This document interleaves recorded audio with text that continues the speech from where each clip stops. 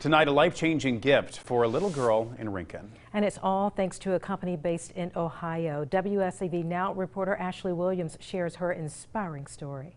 In many ways, Aubrey Stewart is just like any other fifth grader. The 10-year-old loves playing sports like cheerleading and gymnastics. She did play basketball last year, and she was one of the best players. But there's something about Aubrey that makes her special. I was born with no arm, and I just think, and everybody else in my family thinks it was God's blessing, like, to make me like this. It started in her mother's womb. Her stepmom, Marie Stewart, says the amniotic band wrapped around Aubrey's right arm. Came across and took it off. They didn't even notice it until after she was born. It's all Aubrey's ever known, but it hasn't slowed her down one bit. There really hasn't been a problem with anything. She's had no deficiencies with anything except not having two arms. But Aubrey says she's felt sad when kids have teased her. I didn't like that, and I just thought that if I got an arm, then I could possibly have a different life and I wouldn't be judged that much.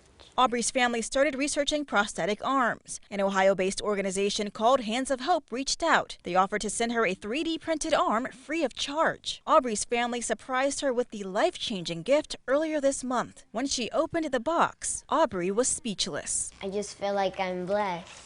Now she can fist bump, handshake, and even hold her own hand. Her current arm is temporary. Hands of Hope plans to send her a permanent model by Christmas. I think it'll give her more confidence. Ashley Williams, WSAV Now.